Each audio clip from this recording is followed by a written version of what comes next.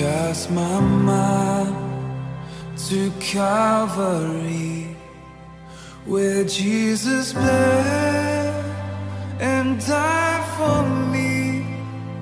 I see his wounds, his hands, his feet, my Savior on that cursed tree. His body bound and drenched in tears, they laid him menyala-nyala, melayanilah Tuhan. Biarlah rohmu menyala-nyala dan layanilah Tuhan. Biarlah rohmu menyala-nyala dan layanilah Tuhan. Biarlah rohmu menyala-nyala dan layanilah Tuhan.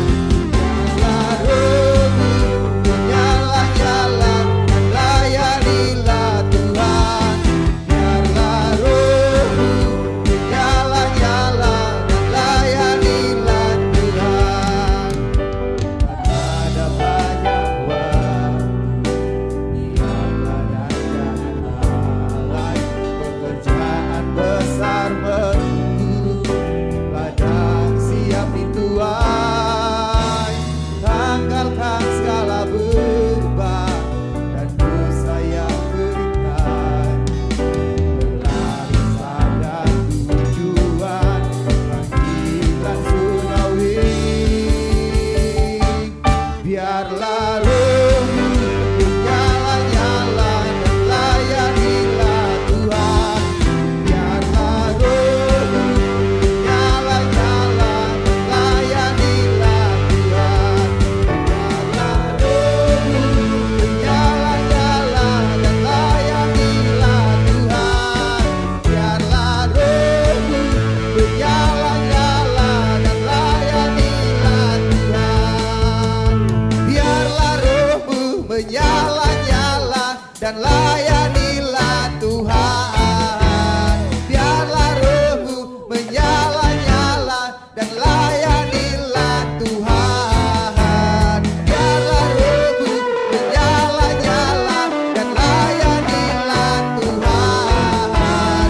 Biarlah rohmu menyala-nyala dan layanilah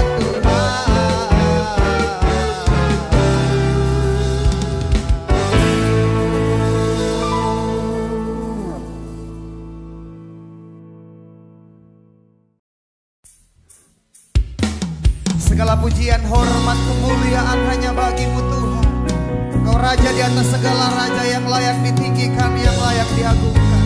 Biarlah segala lidah, segala mulut akan mengaku Engkaulah Tuhan. Engkaulah Allah yang hidup. Kami bawa hati kami Tuhan untuk masuk dalam hadirat.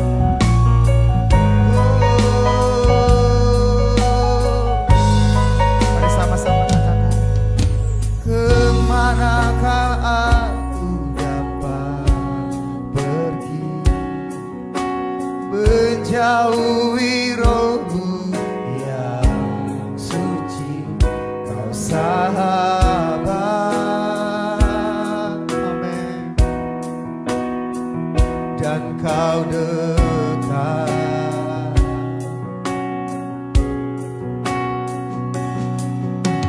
Bahkan seluruh pengabdianku tak bisa membalas kesetiaanmu.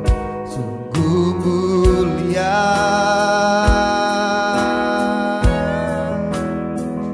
dan berharga.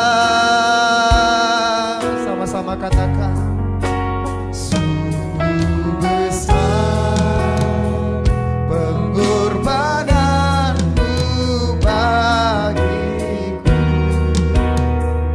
terlalu dalam.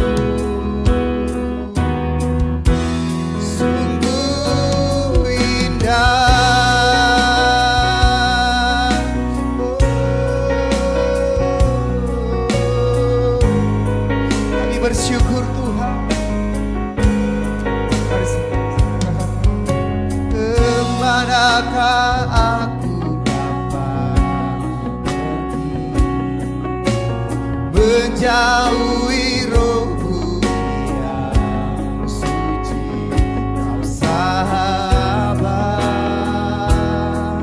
Amin. Dan kau dekat, bahkan seluruh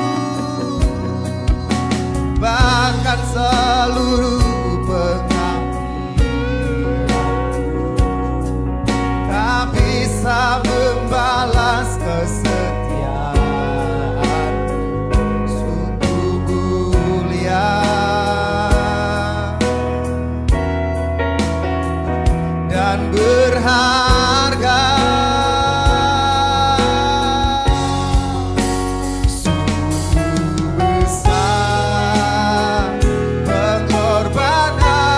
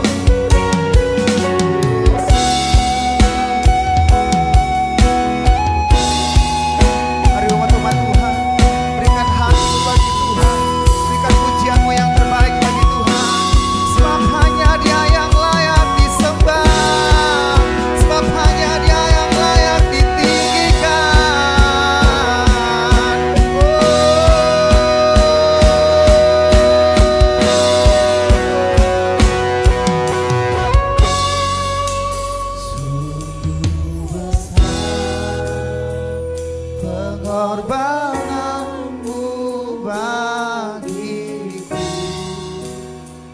terlalu dalam untuk dimengerti. Sungguh besar,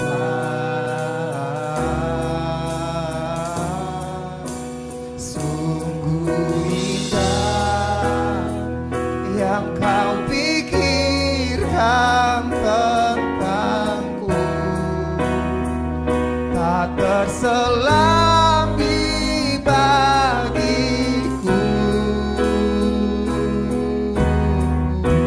Sungguh indah,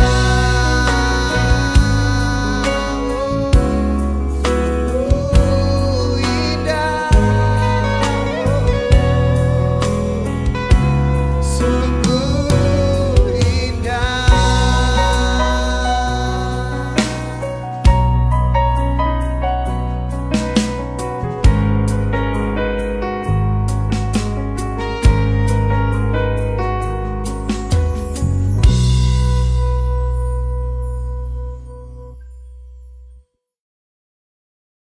Shalom saudara, selamat hari Minggu. Voice of Pentecost hari ini akan membahas mengenai prophetic preaching atau khotbah profetik. Khotbah profetik adalah khotbah yang disampaikan dalam hadirat, pengurapan, dan kuasa Roh Kudus agar kita dapat melakukan kehendak Tuhan di zaman now. Pada kondisi demikian, seorang pengkhotbah dapat menangkap pesan dan tuntunan khusus dari Tuhan melalui Roh Kudus untuk dilakukan pada saat tertentu. Dengan demikian, ada 3 unsur minimal yang harus dipenuhi dalam khotbah profetik.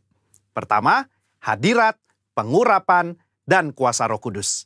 Khotbah profetik bukanlah khotbah asal-asalan tanpa arah, tujuan, dan dasar yang tidak jelas. Seorang hamba Tuhan yang berada dalam hadirat, pengurapan, dan kuasa Roh Kudus dimungkinkan untuk menangkap pesan profetik dari Tuhan untuk diperkatakan kepada umatnya.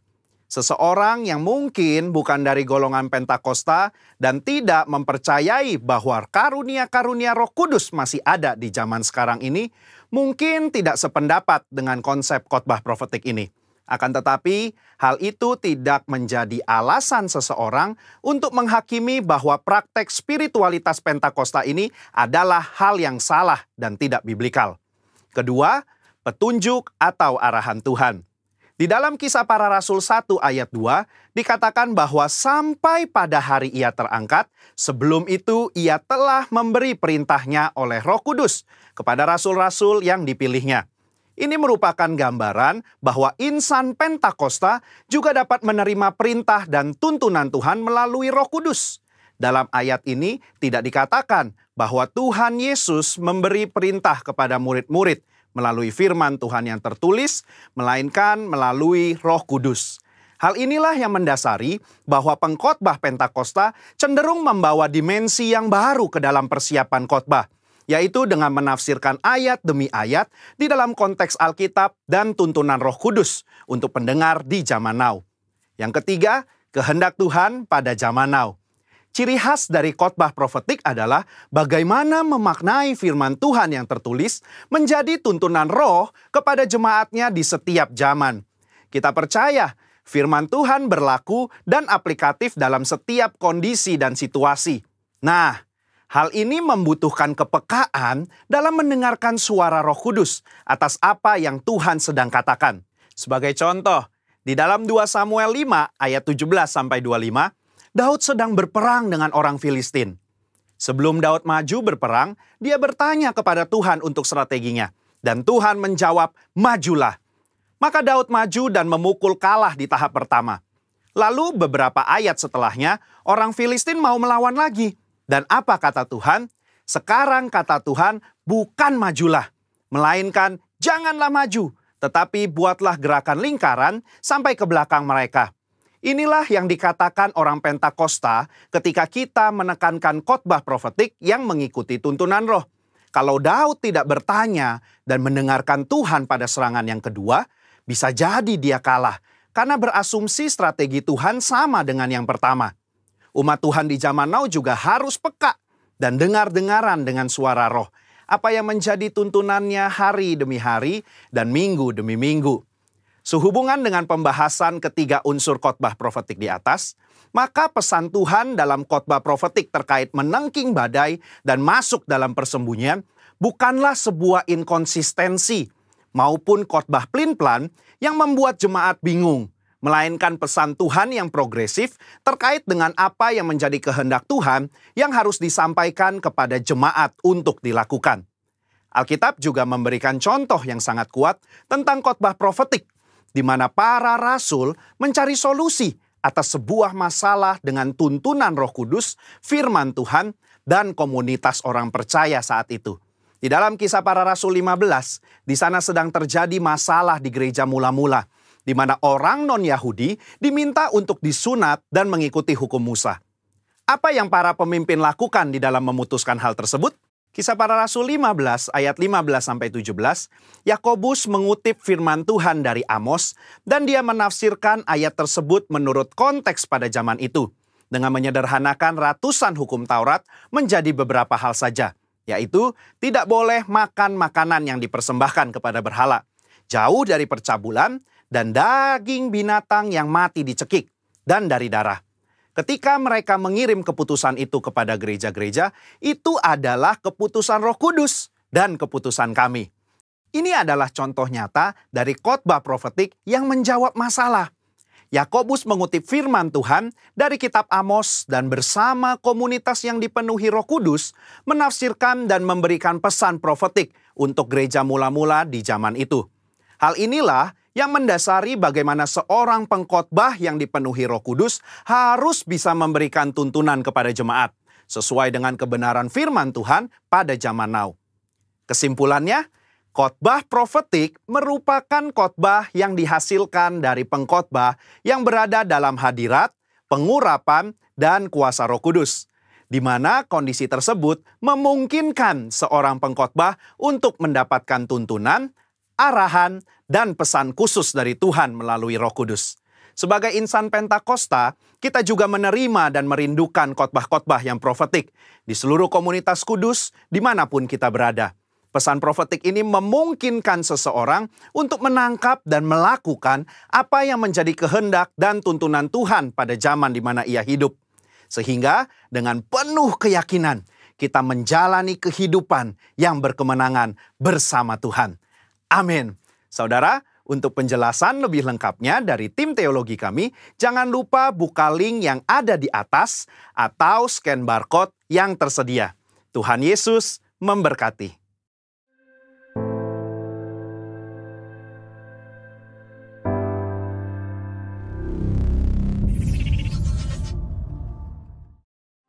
Shalom jemaat yang saya kasihi di dalam Tuhan. Senang sekali bisa berjumpa dengan saudara-saudara di dalam ibadah online pada hari ini. Judul khotbah saya pada hari ini adalah Sehati Melawan Virus Perpecahan. Mari kita buka Alkitab kita, Filipi pasal 2 ayat 1 sampai 11. Jadi karena dalam Kristus ada nasihat, ada penghiburan kasih, ada persekutuan roh, ada kasih mesra dan belas kasihan. Karena itu sempurnakanlah sukacitaku dengan ini, hendaklah kamu sehati sepikir dalam satu kasih, satu jiwa, satu tujuan, dengan tidak mencari kepentingan sendiri atau puji-pujian yang sia-sia. Sebaliknya hendaklah dengan rendah hati yang seorang menganggap yang lain lebih utama daripada dirinya sendiri.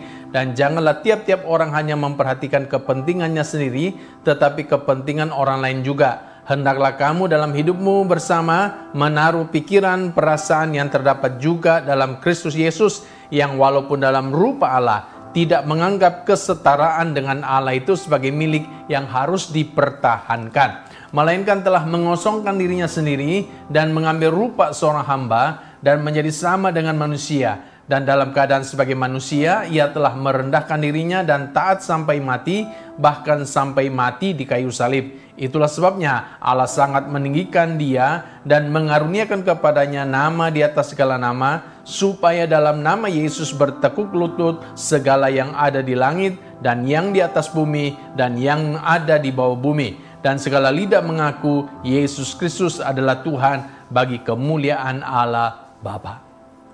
Saudara-saudara yang kekasih, iblis musuh kita selalu berusaha untuk menghancurkan relasi kita dengan Tuhan melalui tipu dayanya.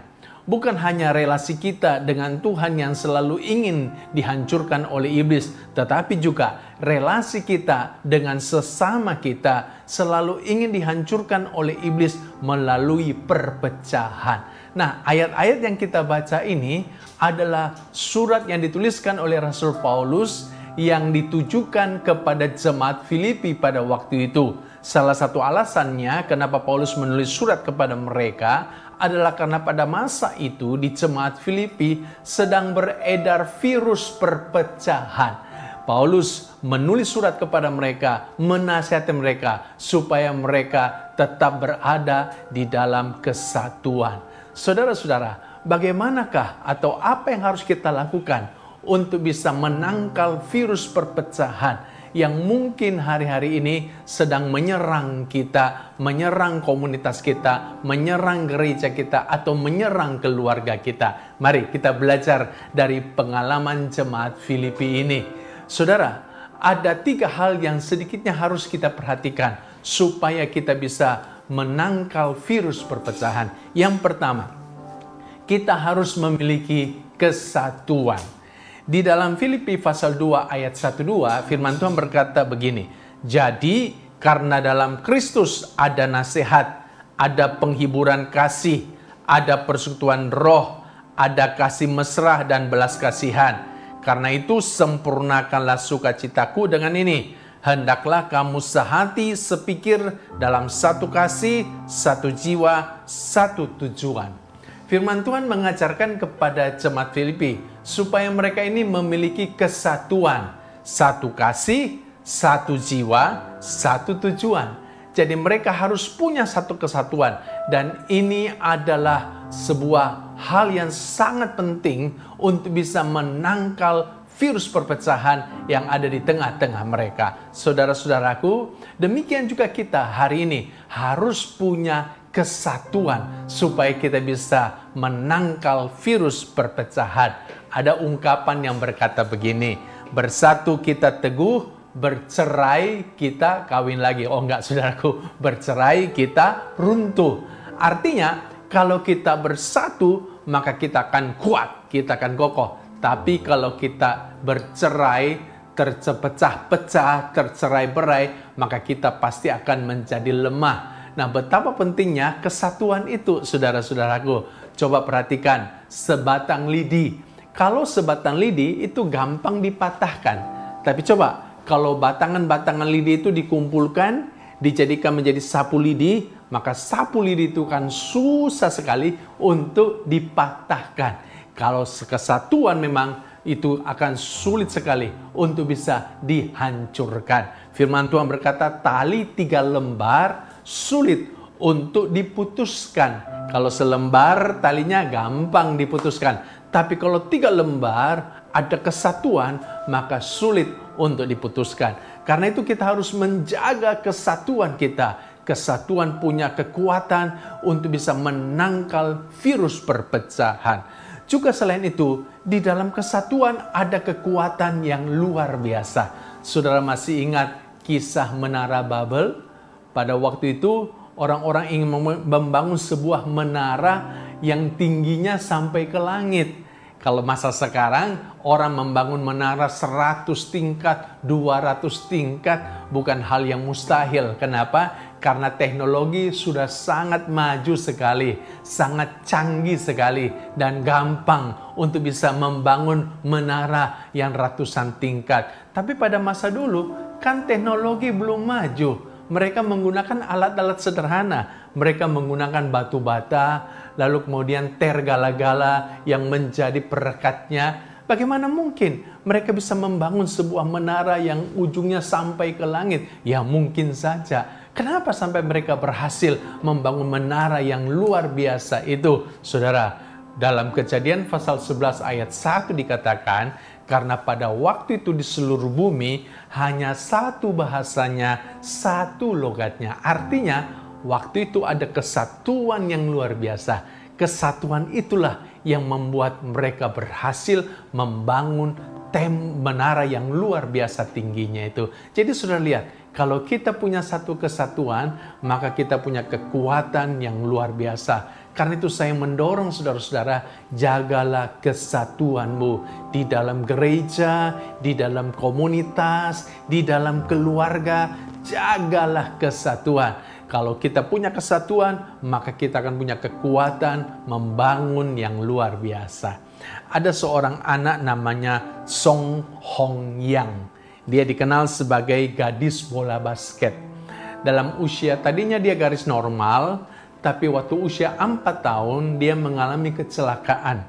Kedua kakinya dilindas oleh truk sehingga kedua kakinya harus diamputasi. Jadilah dia seorang gadis yang cacat. Nah, saudara-saudara, satu hari kakeknya pergi ke pasar. Lalu kakeknya menemukan sebuah bola basket bekas. Kakeknya lalu bawa pulang bola basket itu dan kemudian merancang bola basket itu menjadi tempat untuk menyanggah tubuh daripada Song Hong Yang itu. Nah, sejak hari itu Song Hong Yang bisa kemana-mana disanggah oleh bola basketnya dengan bantuan alat bantu di tangannya.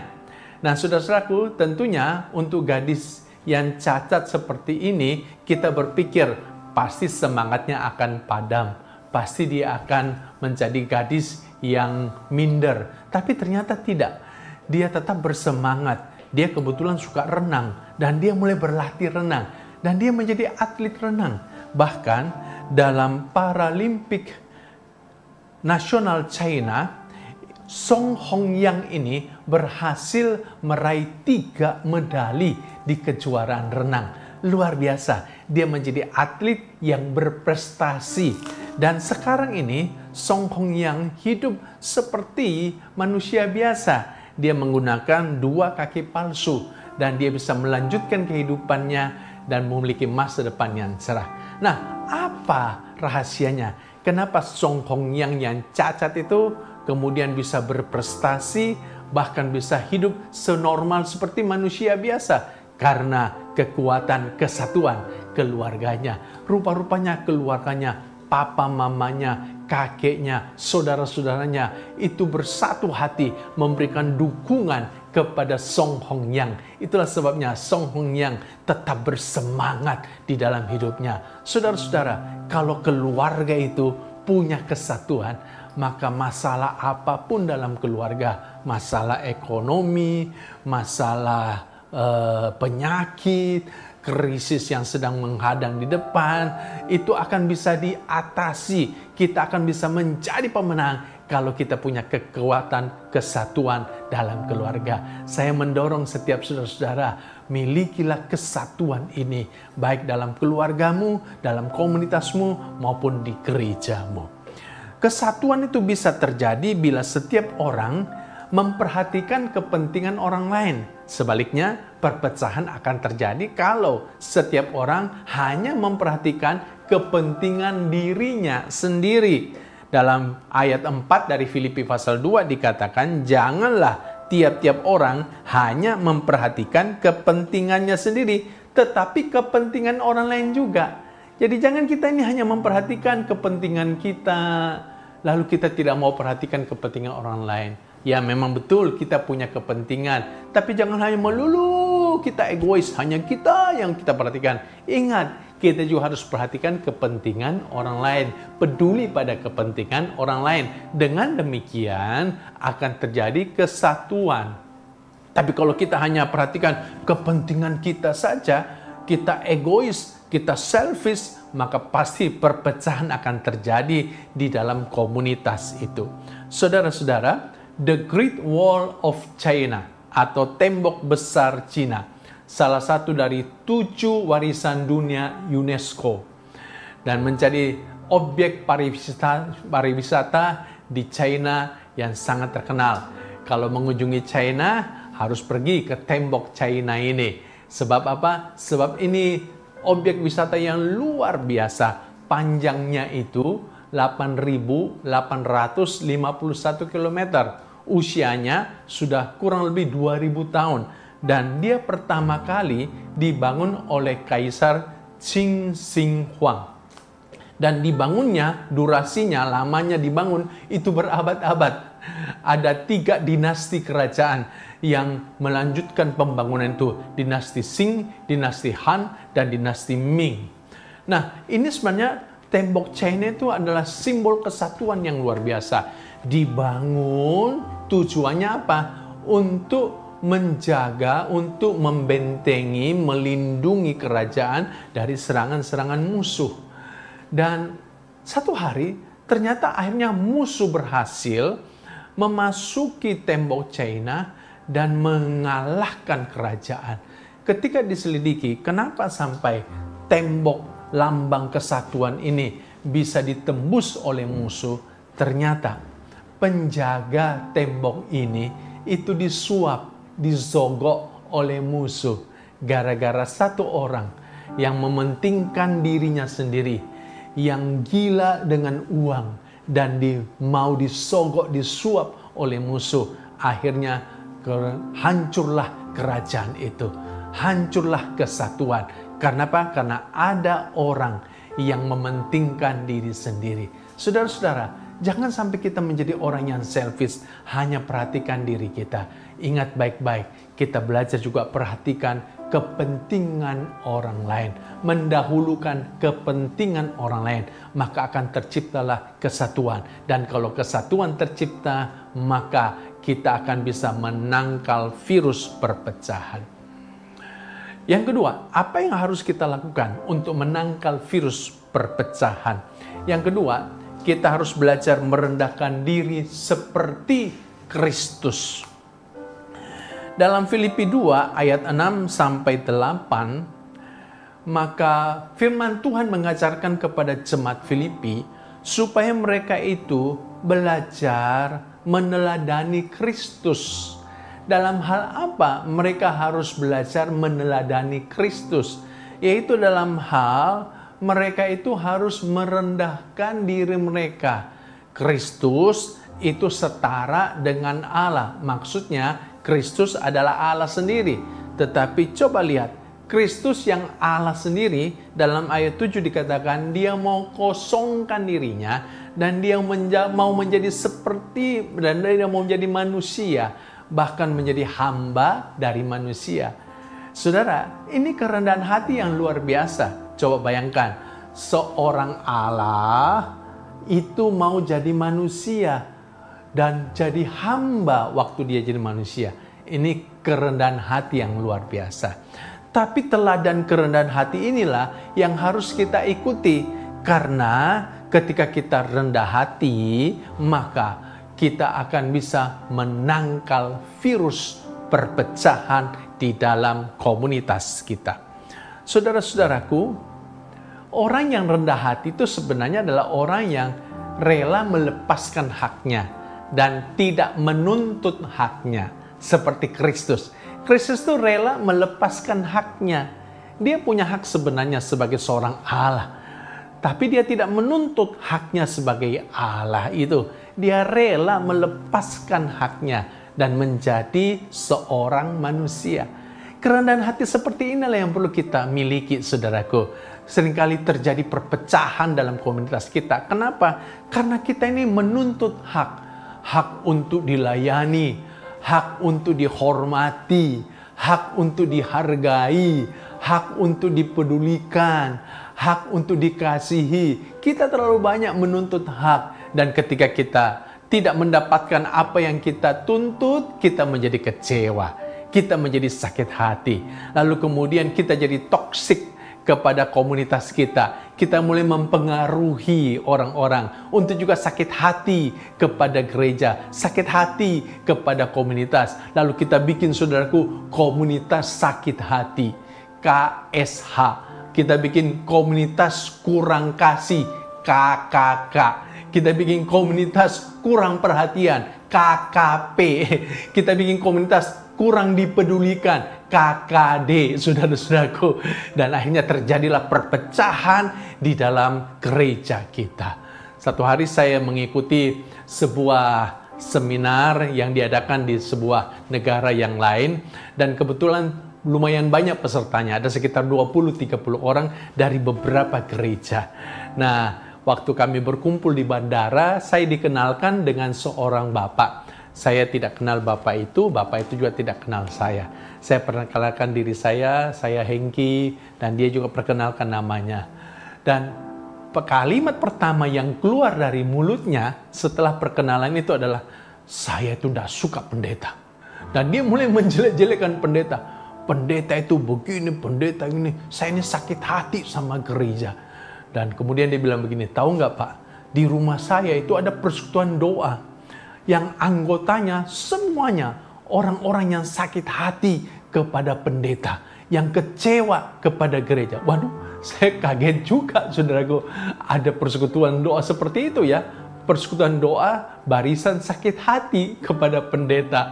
Ya, ini orang-orang seperti ini perlu dilayani pelepasan kesembuhan hati, kesembuhan batin, saudara-saudaraku ya.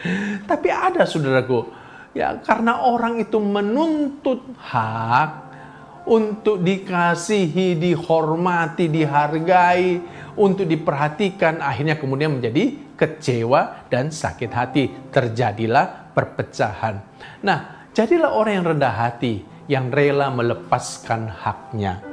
Mother Teresa atau Bunda Teresa dikenal sebagai pejuang kemanusiaan karena 47 tahun pelayanannya itu pelayanannya kepada orang-orang terpinggirkan, kepada orang miskin, kepada orang sakit, kepada yatim piatu, kepada orang-orang yang dibuang di masyarakat.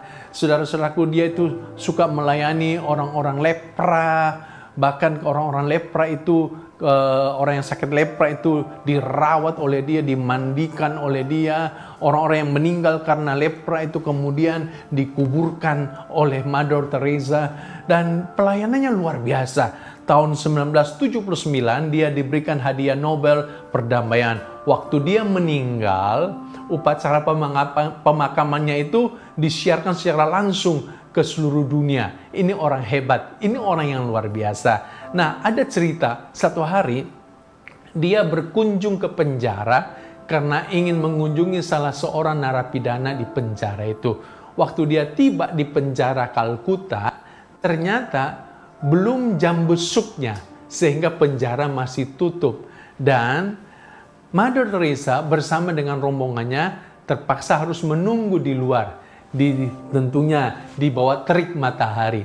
Nah, penjaga pintu penjara itu kenal ini Mother Teresa, orang terkenal, orang hebat. Dan penjaga pintu ini kemudian mempersilahkan Mother Teresa untuk masuk terlebih dahulu, walaupun belum jam besuk. Tapi Mother Teresa dengan halus menolak. Mother Teresa berkata, nggak apa-apa, saya tunggu di sini sampai jam besuk dibuka, sampai pintu penjara dibuka, baru saya akan masuk bersama dengan pengunjung yang lain.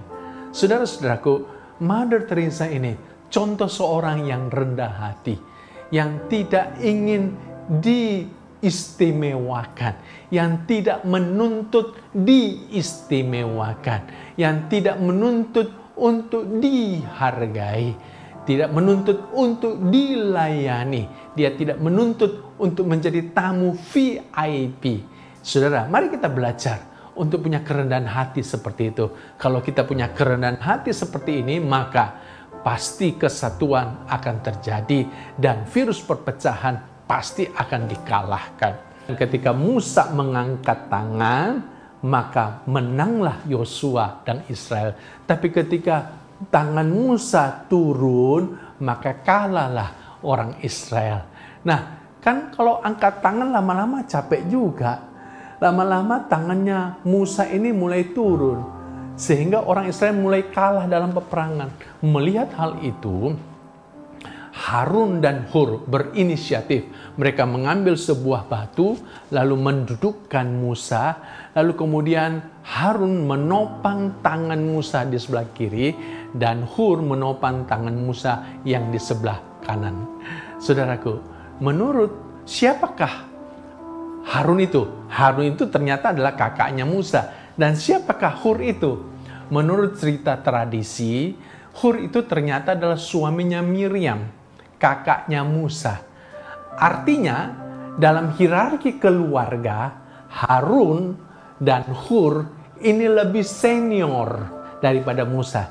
Tapi coba lihat, mereka tidak jaim, mereka tidak gengsi, mereka tetap mau menopang tangannya Musa.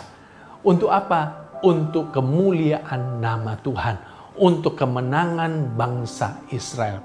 Saudara, Harun, Musa, dan Hur itu menunjukkan kesehatian, kerjasama yang luar biasa. Itulah sebabnya datanglah kemenangan buat bangsa Israel. Tetapi selain itu, saya juga melihat demikian. Ternyata Harun dan Hur ini punya kerendahan hati yang hebat. Mereka tidak memperhitungkan senioritas mereka. Mereka tidak memperhitungkan superioritas mereka. Mereka mau tetap merendahkan hati mereka, menopang Musa. Saudara, kadang-kadang perpecahan terjadi di dalam gereja. Kenapa? Karena terlalu mengagungkan senioritas dan superioritas. Ya. Dan karena senioritas, superioritas kemudian menuntut untuk dihormati, dihargai. menjadi jaim, menjadi gengsi untuk melakukan pelayanan-pelayanan yang menurut mereka itu kurang berkenan bagi mereka. Nah, ini bisa terjadi perpecahan. Kalau mereka tidak dihargai karena lebih senior, tidak dihormati karena lebih superior, maka mereka pasti akan kecewa. Terjadilah perpecahan. Orang yang rendah hati tidak akan memandang senioritas dan superioritas. Siapapun mereka, mungkin mereka lebih kaya, punya posisi lebih tinggi, punya jabatan yang lebih hebat, mungkin mereka lebih senior, lebih punya banyak pengalaman, tapi orang yang rendah hati akan tetap melakukan pelayanan apapun, tidak akan milih-milih pelayanan, tidak akan jaim, tidak akan gengsi melakukan pelayanan untuk kemuliaan nama Tuhan. Milikilah kerendahan hati, belajarlah meneladani Yesus, dan kita akan bisa menangkal virus perpecahan. Saudara-saudaraku, yang ketiga, apa yang harus kita lakukan untuk menangkal virus perpecahan?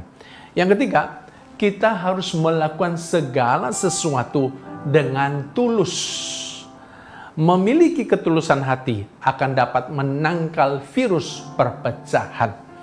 Melakukan segala sesuatu dengan tulus artinya kita melakukan tanpa pamrih, tanpa mengharapkan imbalan, tanpa ada udang di balik rempeyek, gitu. Jadi melakukan saja dengan tulus, melayani dengan tulus, beribadah dengan tulus, mengasihi dengan tulus, berbuat baik dengan tulus, menolong orang dengan tulus.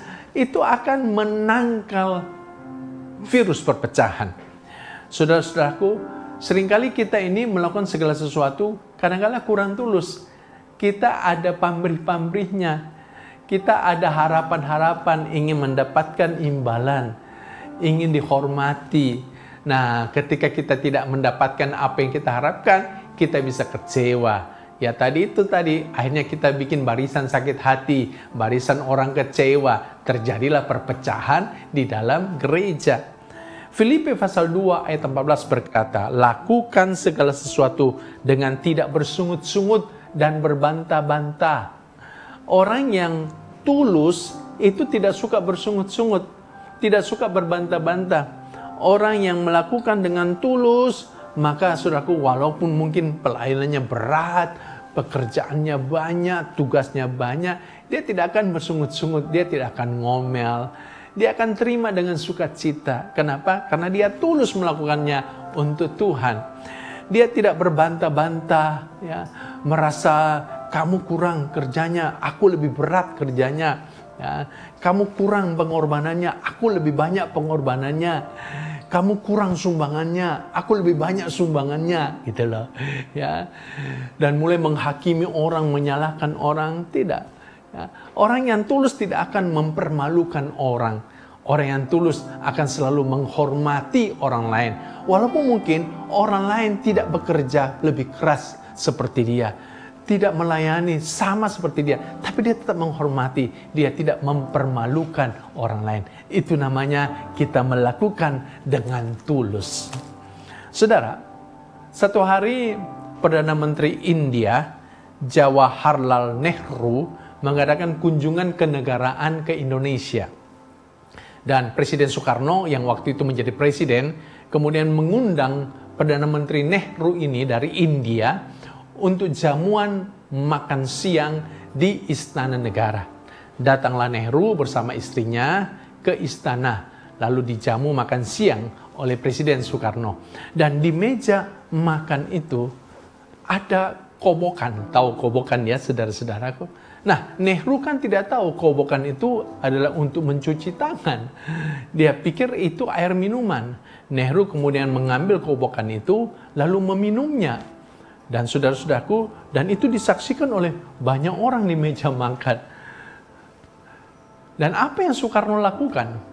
Soekarno tidak mentertawakan, tidak mempermalukan Nehru, tidak. Yang Soekarno lakukan adalah dia juga ambil air kobokan itu dan dia juga ikut meminumnya. Begitulah caranya Soekarno menghormati Nehru, saudaraku, dan tidak mempermalukan Nehru. Saya kira sikap seperti ini perlu kita sebagai orang percaya untuk belajar. Saudara-saudaraku, jangan suka mempermalukan orang, jangan suka menghakimi orang, jangan suka menyalahkan orang. Ketulusan itu akan membuat kita tidak menyalahkan, tidak mempermalukan orang. Dan dengan demikian kita bisa menangkal virus perpecahan dalam komunitas kita. Saya berdoa apa yang saya sampaikan ini bisa menguatkan saudara-saudara dan bisa menolong saudara-saudara untuk lebih kuat di dalam Tuhan dan punya komunitas, punya persatuan yang lebih kokoh dan kuat baik di gereja saudara maupun dalam keluarga saudara. Tuhan berkati saudara. Haleluya.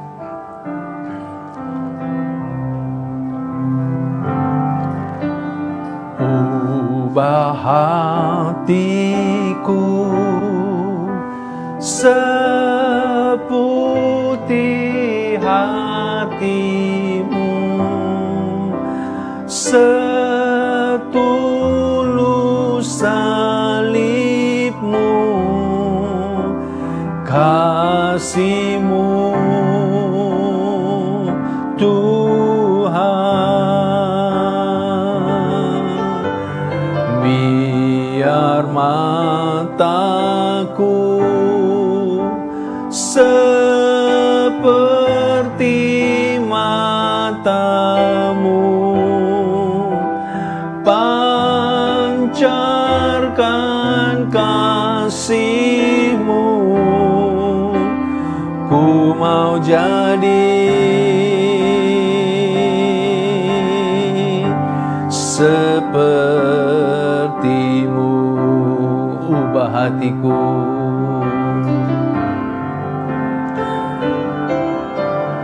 Ubah hatiku seputih hatimu, setulus kasih-Mu, kasih-Mu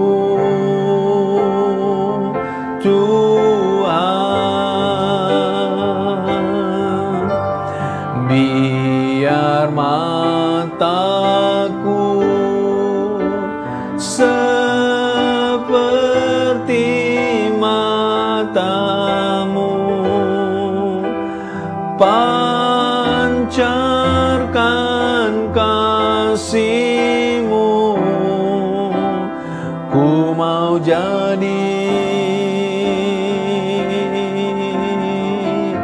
seperti-Mu.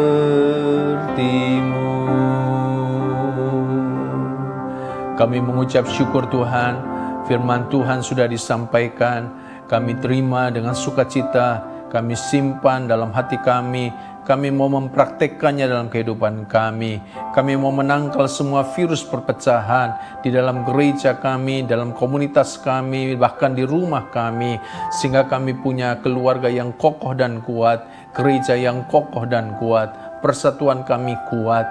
Oh, terima kasih Tuhan. Kami bersyukur kepada Tuhan. Hamba menyerahkan seluruh umat-Mu dalam tangan Tuhan. Tuhan pakai mereka lebih lagi. Tuhan urapi mereka lebih lagi. Di dalam nama Tuhan Yesus kami berdoa. Amin. Mari saudara-saudara, kita akan mengakhiri ibadah pada minggu ini dan kita siapkan hati kita untuk menerima berkat. Terimalah dan bawalah berkat, kasih karunia, damai sejahtera, sukacita, serta kebenaran yang berlimpah-limpah dan perlindungannya. Di dalam nama Yesus, dalam persekutuan dengan Roh Kudus, demi kemuliaan Allah Bapa di surga yang senantiasa menyertai kita, bahkan sampai kedatangan Tuhan Yesus yang kedua kali, mengangkat kita ke awan-awan mulia, untuk masuk dalam perjamuan domba sebagai mempelai kudus. Mari kita yang percaya katakan, amin. Tuhan Yesus memberkati. Selamat minggu saudara, selamat hari minggu saudara.